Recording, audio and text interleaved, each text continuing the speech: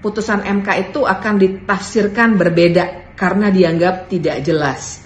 Padahal saya sudah baca putusannya dan teman-teman kalau mau baca putusannya bisa di-download. Jelasnya luar biasa. Putusan itu tidak bisa ditafsirkan berbeda. Kita kawal bareng-bareng. Jangan sampai ada tafsir yang berbeda untuk sebuah putusan yang progresif seperti ini dan sangat jelas tidak mungkin ditafsirkan berbeda sebenarnya. Kecuali kalau memang mereka sangat culas dan benar-benar tidak tahu malu. Kita kawal bareng-bareng ya. Baik, kita nih deretan kader PD Perjuangan ini banyak banget ini. Tadi sebut nama gitu banyak. Saya kira untuk orang luar itu baru bisa kalau kita tidak punya kader untuk maju. Biasa tuh seperti itu untuk di PD Perjuangan.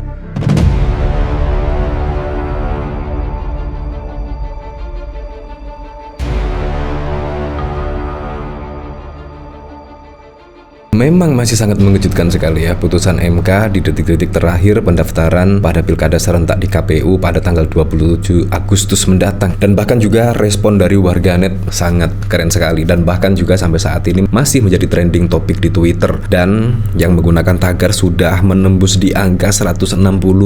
Bayangkan, berarti masyarakat itu sangat antusias sekali terhadap putusan MK yang setidaknya mengembalikan demokrasi di Indonesia ke track yang benar. Nah, bahkan juga banyak spekulasi setelah putusan MK di sini. Bahkan ada pemberitaan yang setidaknya rapat balik DPR akan menganulir putusan MK dan bahkan dari calon-calon yang akan diusung pada pilkada serentak itu saat ini sudah peta perpolitikan sangat berubah sekali.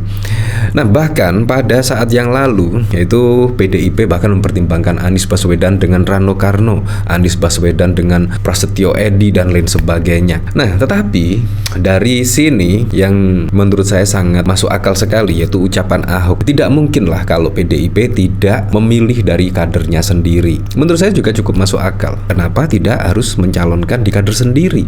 Misalkan Ahok dengan Rano Karno, Ahok dengan Prasetyo Edi, Ahok dengan Andika, Ahok dengan Tri Risma dan lain sebagainya. Menurut saya tokoh-tokoh di PDIP sangat banyak sekali. Dan menurut saya juga kalau misalkan putusan MK pada saat lalu, ya seharusnya PDIP bisa mencalonkan dari kader sendiri, bukan dari kader yang lain. Dan bahkan dari berbagai macam polling setidaknya menyebut yaitu PDIP seharusnya mengusung dari kader sendiri. Nah, bahkan Ahok pada saat lalu setidaknya mengatakan PDIP itu akan memilih dari kader sendiri, bukan yang lainnya. Seperti ini videonya. Baik, kita nih deretan kader PD Perjuangan ini banyak banget ini. Tadi sebut nama gitu banyak. Saya kira untuk orang luar itu baru bisa kalau kita tidak punya kader untuk maju. Biasa tuh seperti itu untuk di PD Perjuangan. Saya kan di kader kan kita dilatih kan. Tiap kali datang kita dilatih, kita dididik. Ya istilahnya ideologi Marhainisme, Bung Karno, kita Soekarnois itu gimana, kita dilatih. Jadi kita tuh yang saya tahu PD Perjuangan tidak mungkin mengambil orang dari luar selama kadernya siap. Wah, itu jangan berani, karena saya undang-undang nggak bisa. Kalau sebagai kader, ini salah satu syarat jadi kader pelopor itu PD Perjuangan adalah disiplin berorganisasi. Apapun putusan dari partai, itu seluruh kader harus taat. Kalau tidak, ya keluar. Nah, menurut saya juga cukup keren sekali ya, harus diutamakan kader sini. Dan kemungkinan PDIP sudah dipastikan akan memilih Ahok ya.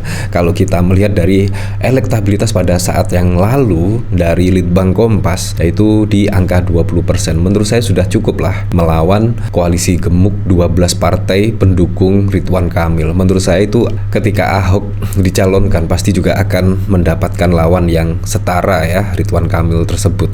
Beda sekali ketika sebelum ada putusan MK ya, yaitu Ridwan Kamil akan menghadapi yaitu calon independen dan elektabilitasnya juga saya tidak tahu ya, belum tahu elektabilitas dari Darmakun di situ. Nah, menurut saya dengan putusan MK ya setidaknya memberikan secerca harapan lah kepada masyarakat bahwa seharusnya masyarakat memang harus bisa memilih calon-calon yang benar kompeten, apalagi juga di Pilkada Jakarta ya. Bayangkan pusat perekonomian juga berada di wilayah DKI Jakarta. Menurut saya harus ada memang calon-calon yang diusung pada Pilkada Jakarta, bukan pada waktu lalu ya. Nah, kalau kita lihat pemberitaan dari sini misalnya, bahkan cukup mengejutkan sekali. Tidaknya saat ini kalau tidak salah akan ada rapat balik DPR RI dan kita harus benar-benar mengawal ya rapat balik. Tetapi juga tanggal 27 Agustus sebentar lagi, kurang lebih 6 hari. Apa bisa dengan waktu semepet itu tiba-tiba ada manuver-manuver politik dan lain sebagainya, dan bahkan juga akan dianulir. Kalau misalkan dianulir juga sangat wow sekali ya. Menurut saya putusan MK setelah diketok palu itu harus dilaksanakan ya sebagaimana yang termuat pada putusan MK ya, seperti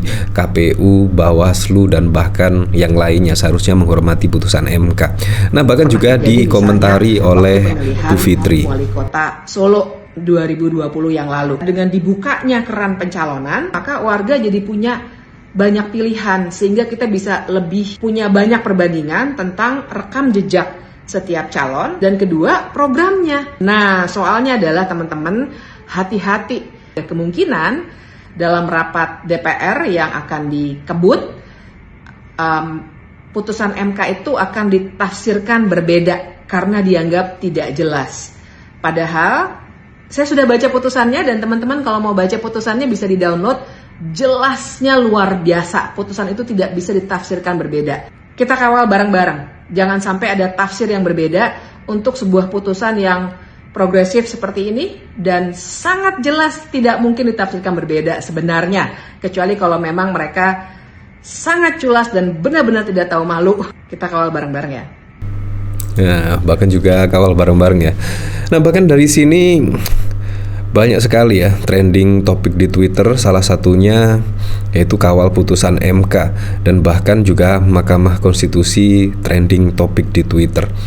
Nah, yang cukup mengejutkan, akankah ya PDIP akan memutuskan setidaknya pada pilkada di Jakarta, yaitu pasangan Ahok dan Rano Karno? Pasca putusan MK nomor 60 politikus PDIP kasih bocoran PDIP akan usung Ahok Rano Karno di Pilgub Jakarta 2024. Nah, bagaimana menurut Anda? Apakah Anda setuju atau tidak? Basuki Cahayapurnama, Rano Karno akan diusung PDIP pasca putusan MK nomor 60 yang mencatut partai politik dapat mengusung paslon di pilkada cukup memperoleh suara sebesar 7,5% di pemilu DPRD terakhir.